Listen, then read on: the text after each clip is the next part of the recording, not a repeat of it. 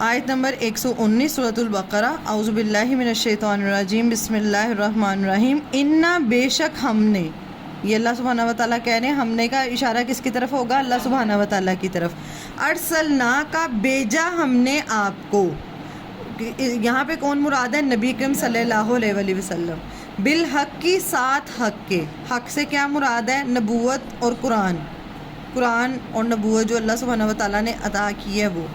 بشیرن خوشخبری دینے والا، ونذیرن اور ڈرانے والا بنا کر، ولا اور نہ تسألو آپ سے سوال کیا جائے گا، ان اصحاب الجحیم ساتھیوں کے بارے میں جہنم کے۔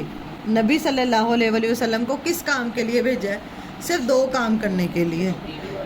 خوشخبری کہ جو ایمان لائیں گے، عمل کریں گے، انہیں خوشخبری دی جائے گی، اور جو غلط کرتے ہیں انہیں صرف ڈرانے کے لیے۔ اتنا مخلص ہونا چاہیے جتنے اللہ کے نبی صلی اللہ علیہ وآلہ وسلم تھے۔ اب جب لوگ نہیں مانتے تھے نا، تو اللہ کے نبی صلی اللہ علیہ وسلم کا دل تنگ ہوتا تھا کہ یہ کیوں نہیں مان رہے۔ اب یہود کے پیچھے آپ نے پڑھا، ان کے علماء جانتے تھے، ٹھیک ہے، مشرکین مکہ جانتے تھے کہ یہ اللہ کے نبی ہیں، لیکن وہ ضد اور ہٹ درمی کی وجہ سے نا کہا کہ کیا بنانے والا بھیجا۔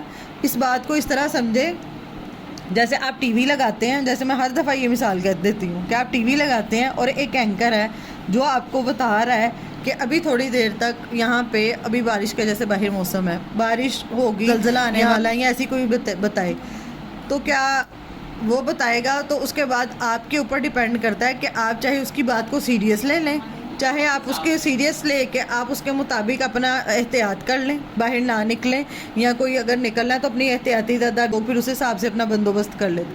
آپ کی مرضی، آپ نے کرنا ہے یا نہیں کرنا وہ آپ پہ ہے۔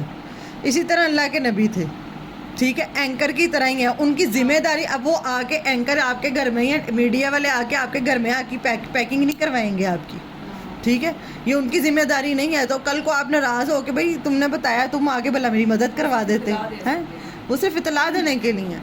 یہ کام اللہ کے نبی صلی اللہ علیہ وآلہ وسلم کا صرف اتنا ہے۔ یہ اللہ تعالیٰ سمجھاتے ہیں کہ آپ کے ذمہ صرف پہنچا دینا ہے، اگلا مانتا ہے نہیں مانتا اس کی مرضی، جس نے ماننا ہے ماننے، جس نے نہیں ماننا چھوڑ دو، نہ مانے۔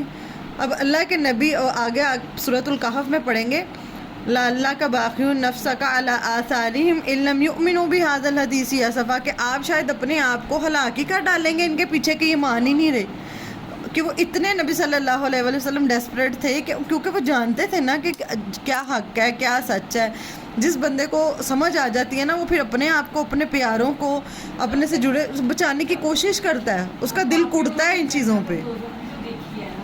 ہاں، تو وہ چاہتے تھے کہ وہ سب اس طرف آ جائے، وہ اتنا زیادہ اس بات پہ حریص تھے۔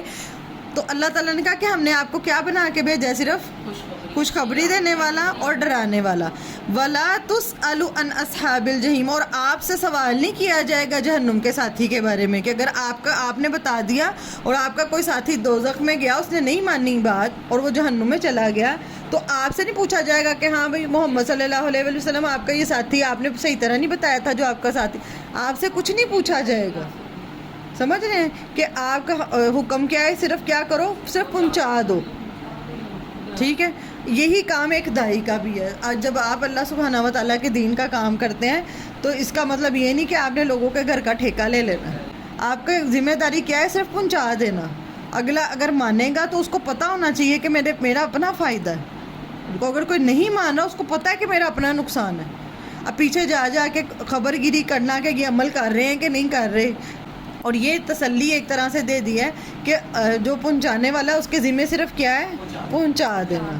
پیچھے جا کے یا ان کے پیچھے نہیں پڑ جانا کہ اب وہ کیا کام کر رہے ہیں، ٹھیک ہے۔ اور یہ آگے یہ بھی ایک تسلی ہے کہ آپ سے سوال نہیں کیا جائے گا اصحاب جحیم کے بارے میں، جو بندہ جائے گا اپنے عمل کی وجہ سے جائے گا۔